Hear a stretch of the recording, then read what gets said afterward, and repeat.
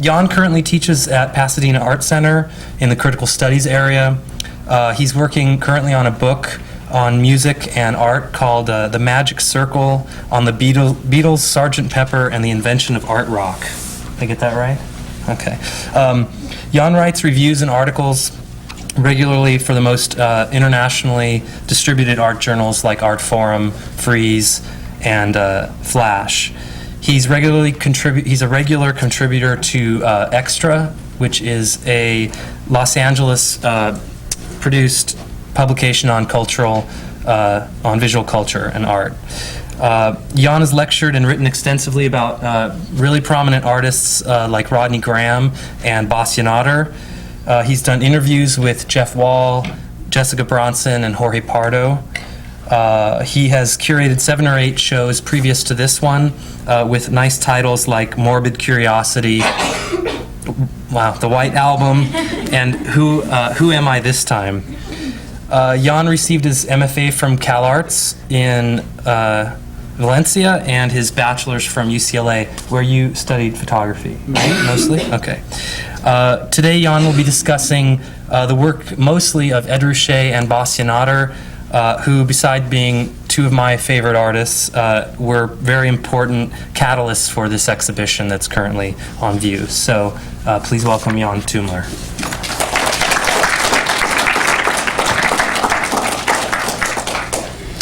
Thanks very much. Yeah, I think with Ed Ruscha and Bastian Ader that they're many, many artists, favorite artists. So I'll get to those 2. I wanted to first show you some curatorial work that I did before this show, and just talk a little bit about sort of my thinking around curating, and then get to the show at the Sweeney, specifically the Lateral Slip, and talk about the sort of genesis of that show and considering the relationship of those 2 artists. I had done a number of exhibitions while at school, while teaching. That one that was mentioned, Who Am I This Time, is a show that I did as part of a class at USC. This was really, I would say, one of the first, authentic gallery, sort of serious type of gallery shows that I put together, and it was called The White Album, 2001. And as with a lot of the shows that I've put together, the idea comes from a relatively sort of simple conceit. In this case, it is simply considering a popular artifact, like a record album, in this case, the Beatles' White Album. It just seemed to me that there was a number of artists working around Los Angeles that were in some way referencing either the Beatles in general or the White Album specifically. So curating this show was a very sort of straightforward, sort of taxonomical job. Anything that looked like an album got in, anything that was white got in, anything that had to do with the Beatles got in. Obviously, I excluded a lot of things also, but that was basically the idea behind it. But from that sort of simple point of departure, I think what I really wanted to do is start to chart out these complex interconnections that subsist to this day, obviously, between so-called fine art and popular culture, and to really chart them from the point of view of this one artifact, locating this artifact at the sort of center point of a whole cosmology of interconnections. The Beatles, obviously, were themselves, not practicing artists, but figures that had connection to art school, that had connection to the galleries of their day, that allowed art to influence their practice. So that's one way that art comes in. And then, of course, the other side of it is the way in which the Beatles or pop musicians influence artists, and that's more specifically what I was looking at in this show. Okay, here's this show was from 2001, and this is a shot, installation shot of it as it appeared in Shoshana Wayne, in the Shoshana Wayne Gallery in Santa Monica. And as you can see, the artistic responses to this artifact and this concept of the show are quite varied, but they are all, again, connected through a number of avenues. One of them being simply fandom, the idea that an artist can be a fan, that an artist does not have to engage with popular culture in a critical manner, that there's other avenues for artists to engage with popular culture.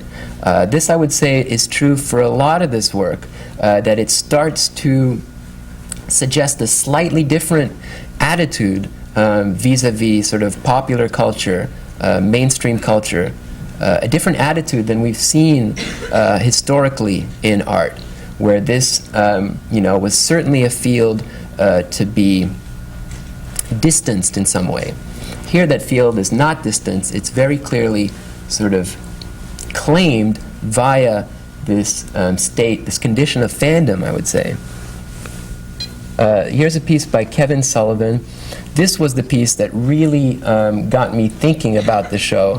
First of all, he had done a series of works that were simple, scaled-up reproductions of album covers. The best one of these, in my opinion, was the one that he did of the White Album, which is from the start a kind of homage or a nod to minimalism, specifically Rauschenberg's white paintings.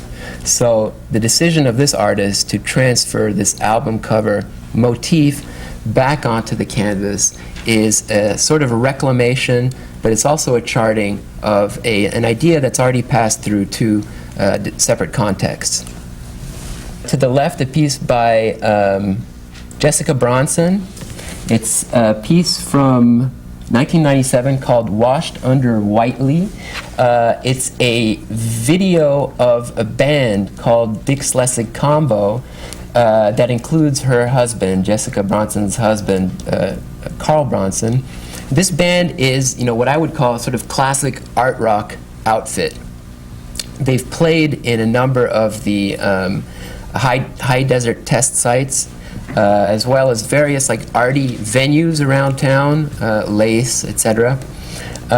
Here what she did is she filmed the band in rehearsal in the Walker Art Center in Minneapolis during the showing of the Let's Entertain show curated by Philippe Vergne, which was a show about the relation of art and popular culture. She filmed them playing a version of Dear Prudence, which is a song from the White Album, in the empty gallery of the Walker Art Center, and filmed it in such a way that the camera was constantly turning round and round the band, suggesting, obviously a turning record. And then the way that the video is presented on this, shaped carpet, another artifact of the 60s, again alludes, I would say, sort of cements the connection to the White Album.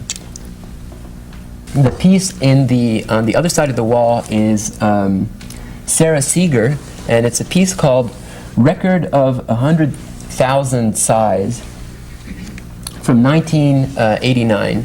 And these are literally white albums. She had a series of white vinyl records pressed with the sounds of her sighing on them, each one of them different sigh, playing with the idea of mass production, but again, the idea of this sort of difference within repetition, the idea of presenting a series of unique artifacts in these stacks that allude to this sort of stockpiling of mass-produced goods in factories and shops, again, for me, had a specific sort of resonance that had to do with the show.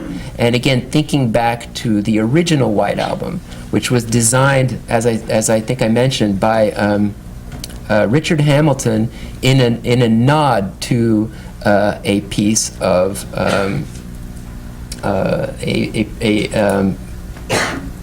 monochrome painting by Rauschenberg.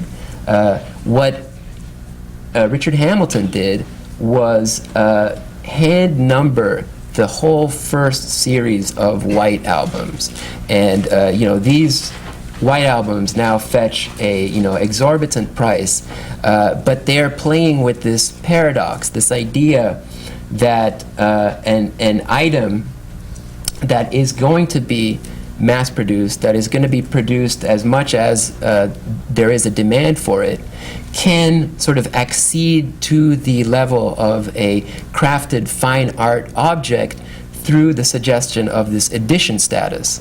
And literally, giving each record a special number gives it an edition, gives it a sort of uniqueness. He stopped doing this at a point, but he did it for long enough to suggest the paradox of this play between fine art and popular culture, and sort of suggesting that really what the difference comes down to is a question of numbers, really, just simply put. So I think she suggests something of the sort, but it's a kind of point that would never come out under any other circumstance. I think it has everything to do with the specific context of the show. Sarah Seeger was not thinking about the Beatles or the White Album when she made this work. Okay, this is Brad Spence. Again, alluding to these questions of reproduction in my thinking. He's depicting, using this spray paint aerosol sort of technique, he's depicting the famous quote-unquote clean high episode of the Beatles when they renounced psychedelics and went chasing the Maharishi to India. Brad Spence has this knack, I would say, for this control over the medium, which allows him to represent that moment, that clean moment, already within the sort of warped matrix of an acid flashback.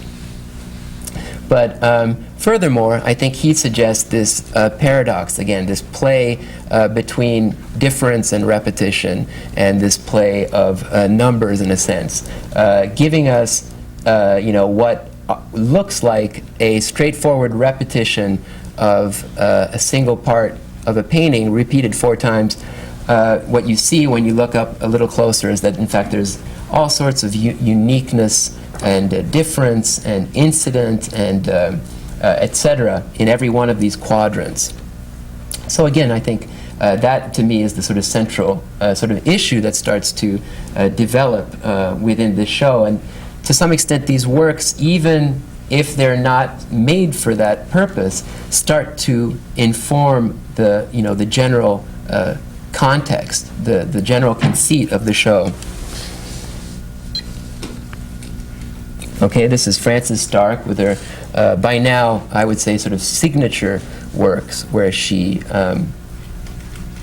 reproduces these timelines from fans' notebooks and from these various sort of fan club newsletters, and does so in a way that is at once sort of painfully small and sensitive.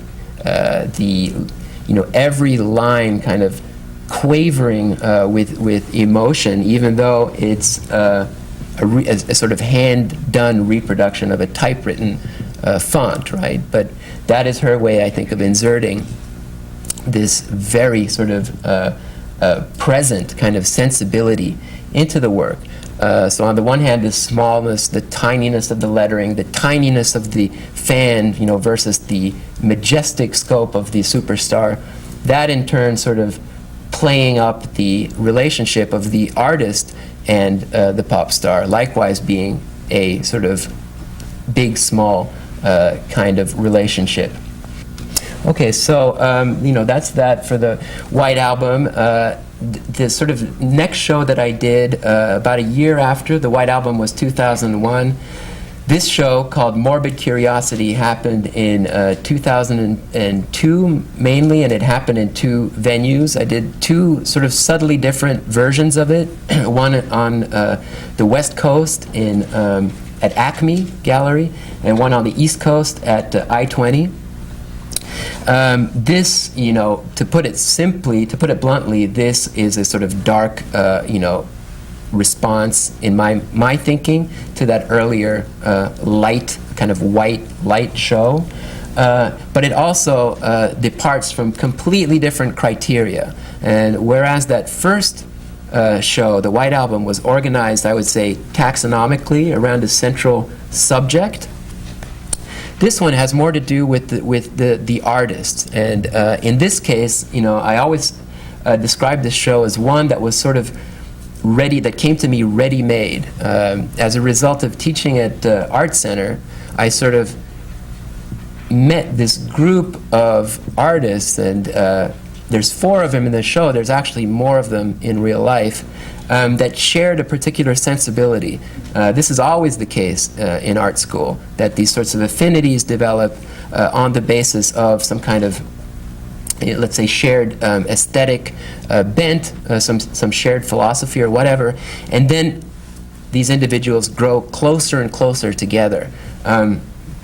This happened with these individuals at a kind of interesting time, I would say, in the overall evolution of the art world. This, to me, was my sort of first introduction to the, what could now be called, in a more general terms, the sort of return to craft, the return to a sort of highly crafted object, the return to a kind of notion of autonomy, the return to figuration, the return to narrative and allegory, and all of these things. In every sense, the work that these 4 individuals were making was a kind of, we would have seen it, and I'm sure the generation prior to mine would have seen it even more as a kind of retardaire production, as a backward or backsliding. But here, the sort of idea of backsliding is itself kind of elevated as a, almost as a kind of, not radical, but almost as a kind of platform, that they take it, that these 4 artists take this sort of almost conservative attitude on in a fiercely kind of polemical fashion. One last thing I'll say is the whole idea that I sort of wrote about in the catalog, which became its own little booklet, was suggested to me by an artist in the school, and it was the idea that there are essentially 2 kinds of artists in the world. Presently, is possibly true at all times. And you have your gallery artists that are, the chasers of the new, that are more attuned to fashion, that are more progressive in a certain way. And then you have your museum artists. And these are figures that never developed any kind of animosity to the so-called institution of art, that they always loved being in museums and had always had a kind of fondness and a kind of fetishistic relationship to historical works. And in every sense, I would say these 4 are, museum artists. And I tried to kind of bring that out in my own sort of little intrusion into the show via the painting of the wall and the selection of this velvet curtain, the sort of burgundy red curtain and burgundy red wall, simultaneously suggesting a kind of bloodiness and a kind of historicism. It's the color that you might see a room at the Getty painted, or a room at LACMA painted.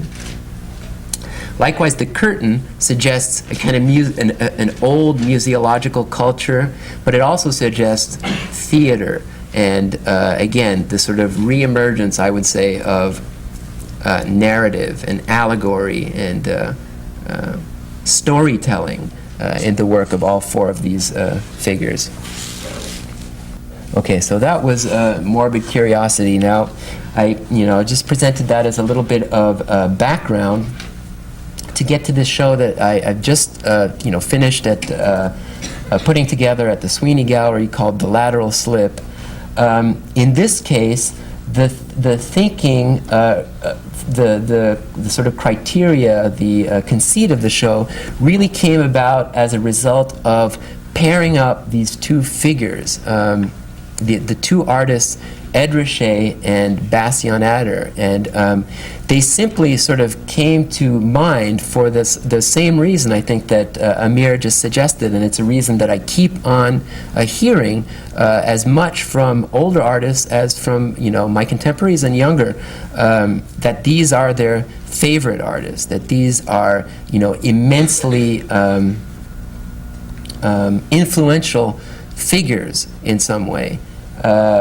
Perhaps you could say that Bastian Ader was more influential in the 90s, was explicitly influential on the 90s generation, and Ruscha, let's say, could be most influential right now. That's quite possible, that this is actually his moment of ascendancy. There's a whole series of Ruscha shows and catalogs and texts coming out. There's going to be this, sort of barrage of this stuff that really signals the ascendancy of a figure, their moment of greatest influence, I'd say. That sort of limelight might be sort of dying out a little bit on Bastian Ader, but I really see them, although they're very different figures, as having a number of points in common.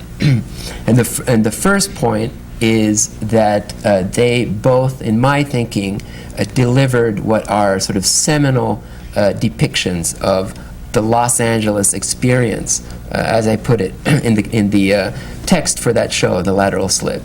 I was interested in doing a show about LA, and one that was not principally sort of colored by a idea about the scariness of LA, or the fakeness of LA, or the or any of the sorts of what would I say, the sorts of emotional sorts of connections that these shows have made in the past.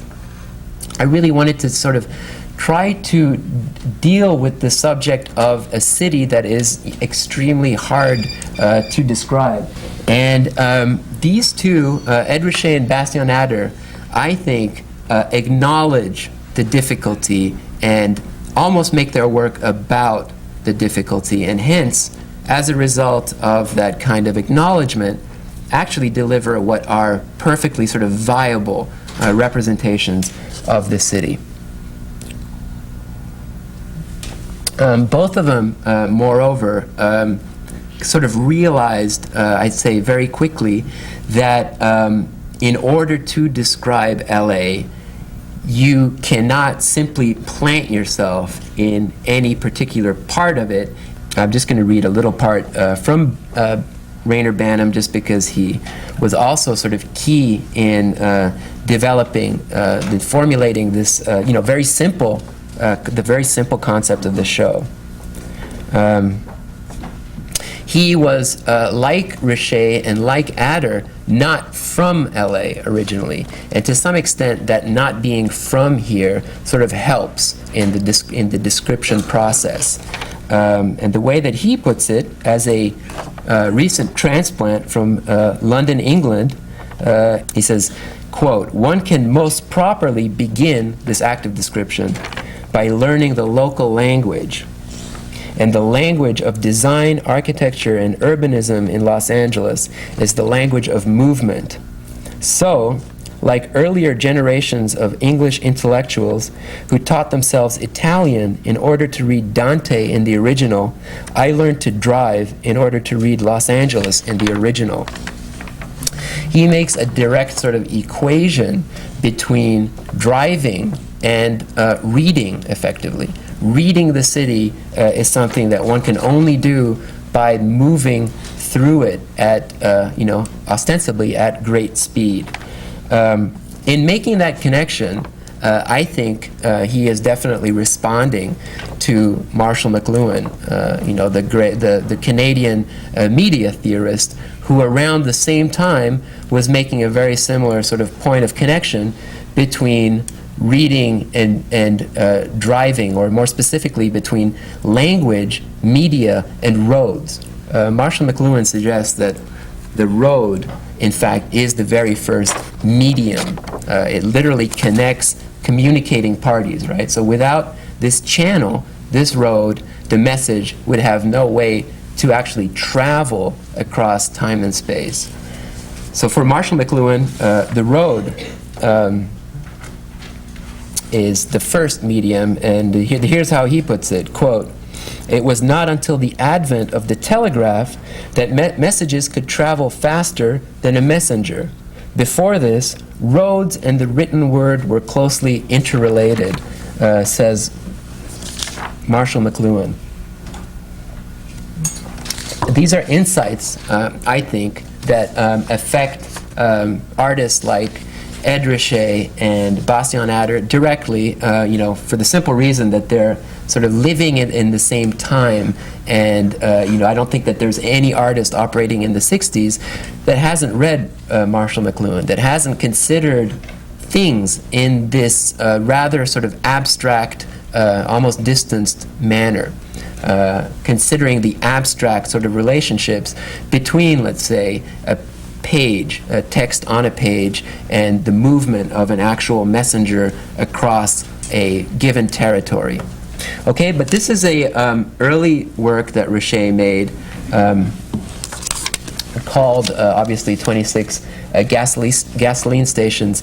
It's a book. By this point, he'd already made several paintings, but in 1963, momentarily turned his attention to printing. And really, with printing came this more sort of acute consciousness of media and the specific sort of impact that they're having on human consciousness, social systems, the communications between the ages, so on and so forth. All of that, I think, starts to play into a book like this.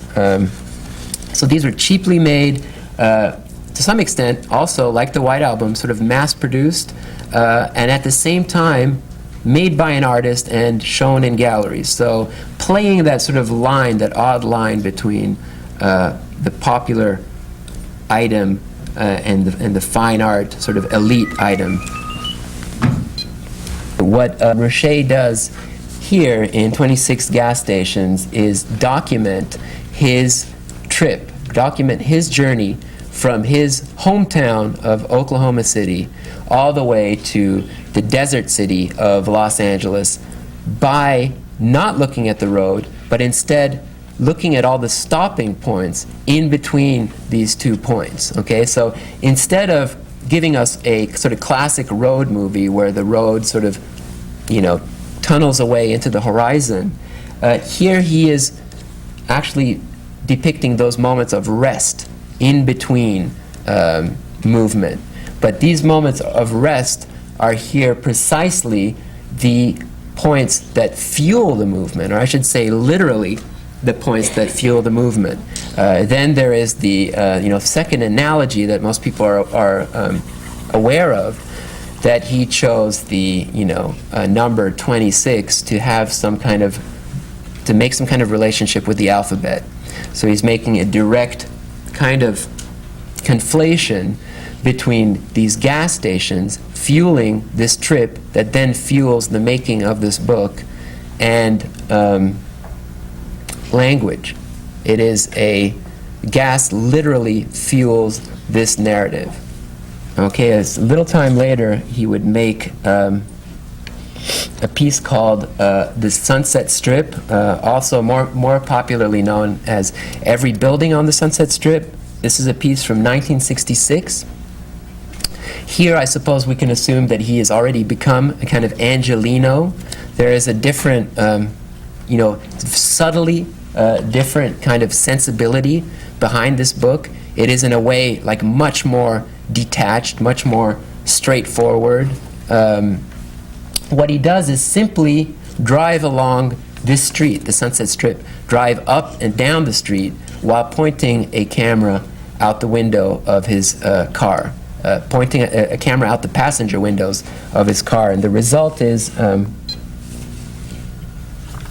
something like this fold-out simulacra of the road itself. Now, here again, I think what sort of stands out to me is, on the one hand, the sort of very straightforward process, the very straightforward idea, or almost like lack of idea, and the like immense metaphorical sort of weight that it gains, almost as a result of attempting, so little, seemingly. You've got something that is, caught right in between travel literature, again, a road movie, and at the same time, clearly a kind of photo album. It is unfolding the street almost like a strip of film, but at the same time, the parts of that film, the parts of that strip, are very emphatically misregistered. So they continue to sort of suggest their discreteness, their apartness as individual photographic moments. There's all these decisions that, on the one hand, seem extremely casual, but, as I suggest, sort of add up to this almost like deluge of metaphorical possibility. My main sort of reading of it, though, again, always comes back to Marshall McLuhan and comes back to media studies, effectively. And the choice of this particular road, again, becomes as sort of key as the choice of the gas stations in the previous book. To some extent, that choice, the selection of this content, this thing that he's going to photograph, or this line that he's going to travel, dictates everything that follows. Like the gas stations that have this sort of relation to textuality, the Sunset Strip also has a sort of pointedly mediated kind of impact. Ruscha talks about this in this very simple terms, always putting things in these sort of reduced, sort of all I was doing was sort of terms. And here's what he says about the Sunset Strip. He says, "All I was after was that storefront plane. It's like a western town in a way. A storefront plane of a western town is just paper, and everything behind it is just nothing." So here again, it's like a paper, i.e. the photograph, aimed at yet more paper, or a message aimed at yet more messages. There's something about that act of pointing a camera like out the window of a car and then simply driving along while recording the messages that are already there, that to me sort of reminds me of yet another medium, and that is phonography. Although this work is clearly not about sound or about music, there is a sense in which you can see that camera lens pointed out at that street, dragging along past these messages, functioning almost like a stylus that is sort of reverberating in tune with these particularly sort of visual signs that it's encountering along the way. So again, I'm just saying that just to sort of mention the surplus of possibilities that accrue to something that is, on the one hand, so simple. And I think that's entirely true also of Bastian Ader's work, as when we'll get to it. It has a very similar kind of seeming straightforwardness. His various projects are formulated in the simplest terms, and then from that point on begin to sort of reverberate with complexity. So anyway, but to get back to this idea of describing Los Angeles by moving through it, another way that I was really thinking about that sort of relationship of description and movement was via these two figures put forth by the art historian Svetlana Alpers. And I'm not sure if she's responsible for them, but she does articulate them in a kind of very vivid way in this book on it's called The Art of Describing Dutch Art in the 17th Century. And what I was thinking was that these artists, and it's true for Bastiaan Ader as much as Ed Ruscha, as much as I would say every artist in that show, The Lateral Slip, that they are sort of caught really between these 2 points. On the one hand, an art of describing, an art that Alpers traces all the way back to, the Dutch masters and to the Northern Renaissance, and to the sort of early point in a kind of scientific art, which was all concerned with empirical veracity, with mapping, with measuring, with truthfulness, with evidence, with all of those things, and simultaneously what she calls an art of storytelling, which is the art of the South and the art of the Southern Renaissance, and the art of the Italians, etc., which is not concerned with accuracy and is not concerned with realism in that same way. Is concerned with realism, but only in as much as it can make you believe in something that isn't true, i.e. a story or an allegory or a again, a narrative, a textual depiction. These two strains, I would say, again, sort of offer us these two mutually sort of opposed poles of art making that we can sort of bring right into the present. She charts them to these particular moments in the unfolding of Western art history, but they're still very much with us. There are artists that are concerned with maintaining a kind of one-to-one accurate relationship between their work and the world. And then there's those artists that are not, that actually have huge imaginations, right? That are visionaries, that depict their dreams and do all this other stuff. So those two things are very much with us. Again, I would say that that show that I put together, The Morbid Curiosity, was very much about an art of storytelling. It had nothing to do with this art of description. And in fact, it sort of went back to all those moments when the art of description had been sort of overshot by this other art, this Gothic art, this art of the fantastic, this art of the Baroque, the art of the Rococo, all of these various moments, symbolism, surrealism. These are all moments when the art of description, to some extent, gives way to the art of storytelling. And yet, though the art of description always sort of is resumed again, it's resumed, let's say, with the, to some extent, with conceptual art. To some extent, it's resumed in the work of certain pop artists. But I would say that what's interesting to me about these figures, Bastiaan Ader and Ruscha, is that they are right in between. And I think that's what really, it's an easy thing to say, always chasing the in-between, but that is really the sort of source of their, I would think, of their influence on the present day, is they never sort of surrender this very sort of descriptive relationship to the world, but they are aware of the vagaries of description. They're aware of the difficulties sort of inherent in description, and they in fact sort of maximize those vagaries and those problems and faults in order to touch on a realm that then becomes more fantastical and more dreamlike, or whatever you want.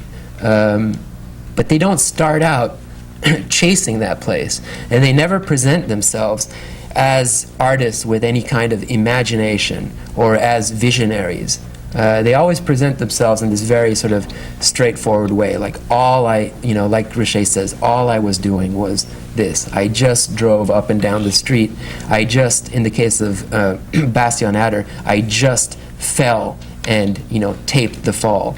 Very simple sorts of gestures, which are straightforwardly recorded, but there's something about the act of recording as well as the particular choice of the site that begins to create these reverberations that take us beyond description. To some extent, I would say Los Angeles supplies in itself the sort of reverberations that take us beyond description. You can point your camera to any part of LA, you will instantly access some film world, some picture world, some novelistic world, some narrative world. There's not a single part of LA that hasn't been used for sort of fantastical storytelling purposes. And again, I think this is something that Ruscha is very aware of. He knows that he doesn't need to write a story with a detective in it and a gangster in it in order to have a kind of film noir. He can simply drive up and down the street and it's going to have the same effect, because this street, formerly housed Sam Spade. That's where his office was, let's say.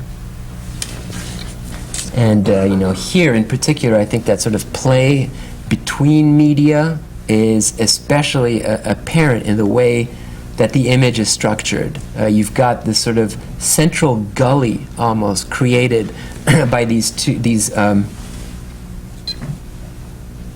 with these sort of architectural embankments, rising up on either side. The central gully, very much to me sort of indicates something like a groove. Again, a groove, the sort that you would find in a vinyl disc. I bring that out because when we get to Bastian Ader, his little trip through Los Angeles is equally sort of attuned to the possibility of playing the street, like that the street as a kind of medium is not only related to the technologies of literacy, it's not only related to text, but it's also related potentially to mechanical technologies and electronic technologies. And when Bastian Ader, walks down the streets of LA, it's almost as if he kind of like triggers off this song, by the Searchers. I'll just get to that. Okay, this is the piece I'm talking about. It's called Searching for the Miraculous, One Night in LA, and it's from 1973. And you can see here Bastian Ader, again, very simply starts out at one point in town and moves to another point. The trip takes him an entire night. He moves through these city streets at night with a flashlight, again, a act that has all kinds of noirish reverberations. And he starts out sort of in the middle of the city, and he winds up at the beach. Okay, so that frame, right on the lower right-hand side is the final frame in this sequence. And it is, the entire sequence is sort of laid out in this grid that is very suggestive, I think, of a kind of storyboard. Not only that, but the whole sort of unfolding of this very straightforward narrative is underwritten by these lyrics from a song by the Searchers. Again, one has to, I think, imagine that the song is part of this environment, that the artist's mere movement through these streets is somehow setting off this song, as a hero or heroine moving through the streets of a filmic city would be followed by a musical motif. Here likewise, but that motif is anchored in the so-called real. It's anchored in the sort of descriptive veracity of the city. The very straightforward presentation, the straightforward to the point of amateurish or to the point of bad presentation, I think only sort of heightens the realism of this work. One can only imagine that what's being documented here is what actually happened, so to speak, that the artist simply, again, moved from one part of town to another part of town, composed a document, so to speak, on the fly. And again, I want to suggest that it is precisely in moving that the art of description becomes an art of storytelling. That movement is actually this sort of point of connection or the nexus between these two poles of production. There is a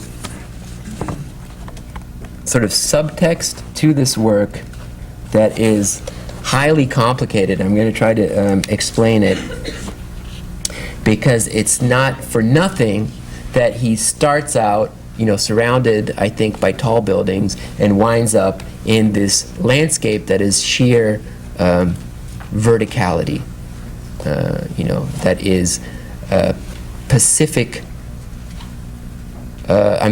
horizontality. He starts out in a sort of vertical environment, winds up in an environment that is sprawling and horizontal, i.e. looking out at the horizon line, looking out over the water. This is effectively the first part of a three-part work that reverses a work that Ader had made several years earlier when he had come to Los Angeles by boat.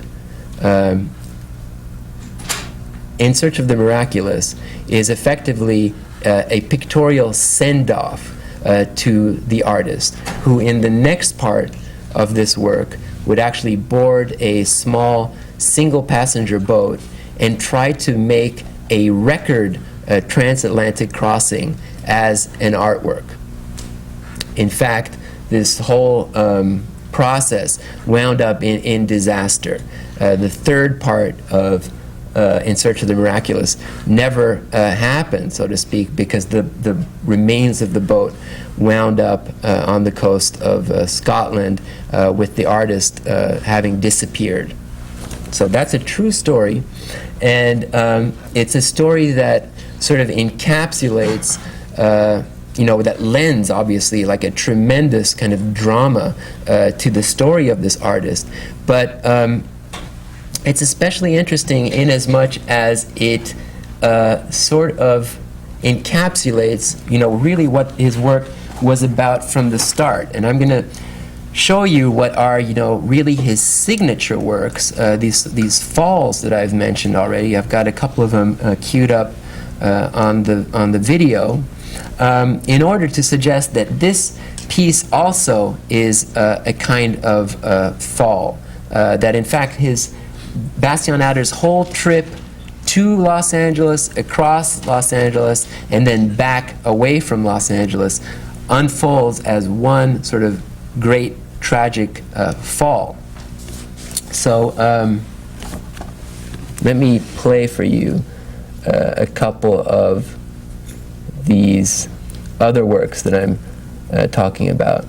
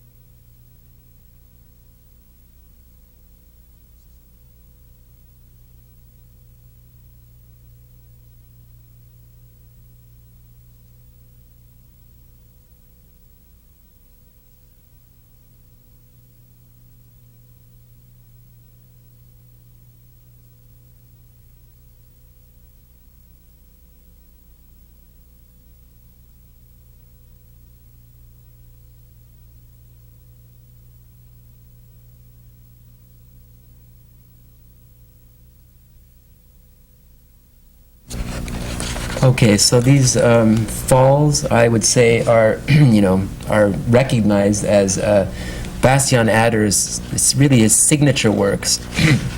I just showed you two of them, but he produced them in a variety of settings.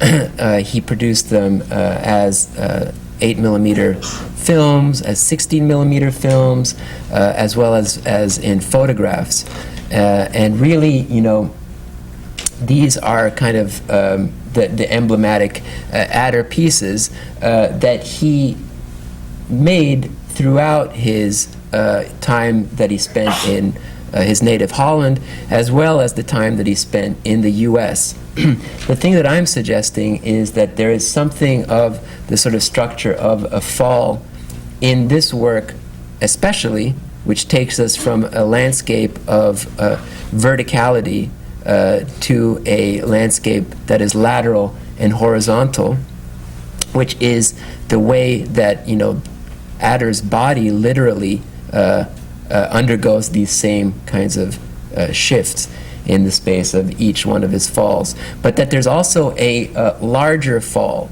that can sort of subtend the entirety of his career, and specifically the time that he spent in Los Angeles. And writing in this catalog for I think the first Bastian Ader retrospective out here, I put it this way.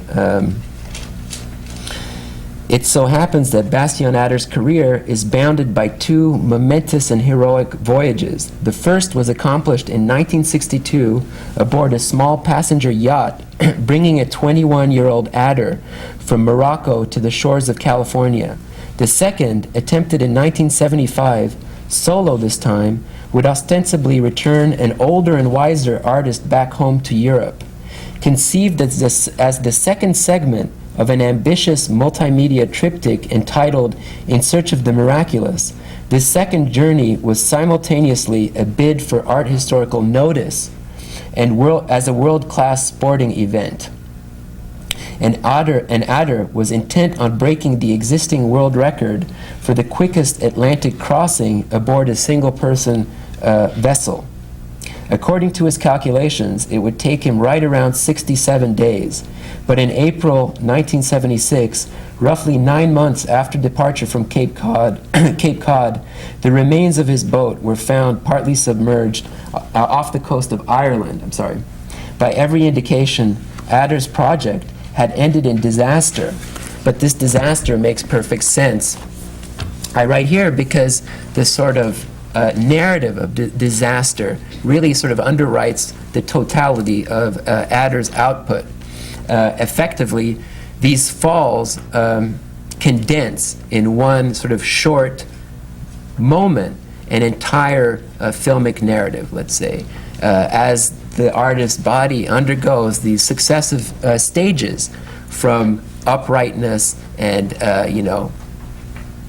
solidity and strength to gradual sort of collapse and finally sprawled out rest on the ground. It effectively sort of condenses, I would say, the whole of a filmic narrative in one brief moment.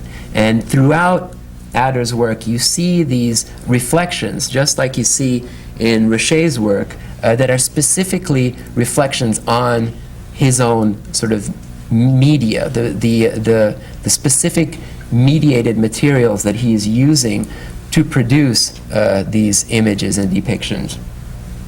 Also, in these two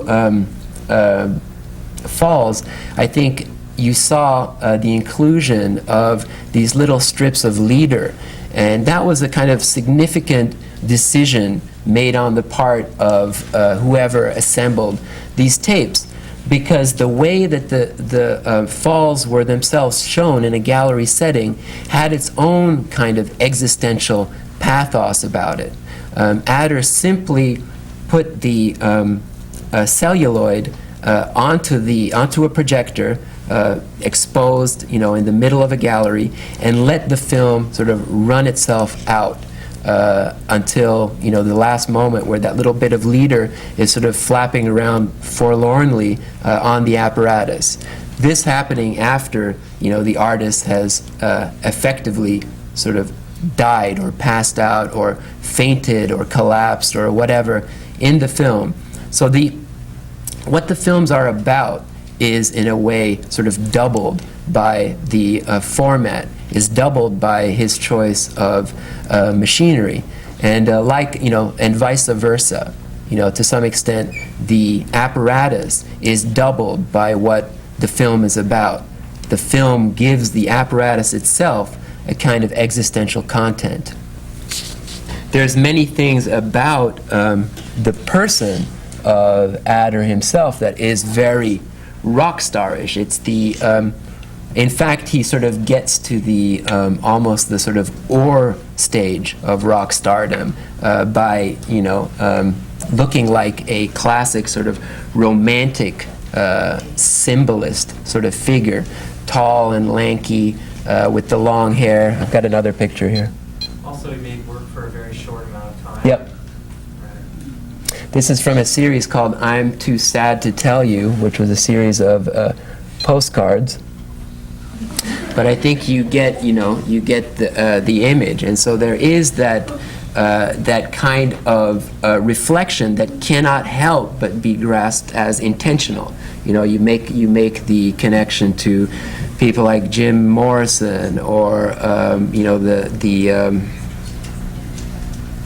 the Joy Division, Ian Curtis, whose final disappearance or suicide effectively sort of proves that their output is for real, you know. And here also, I think you can't help but see the sort of final disaster of this sort of second stage of In Search of the Miraculous as partly intentional, because not only does it sort of give added pathos to the work that precedes it, but it also sort of undergoes, you know, I'm suggesting, the same movement as that work. It effectively undergoes that same movement in a much more dramatic fashion, but it is the same sort of movement. You start out in a position of, you know, in a position of taut action and strength, and sort of wind up in sort of collapsed rest, right?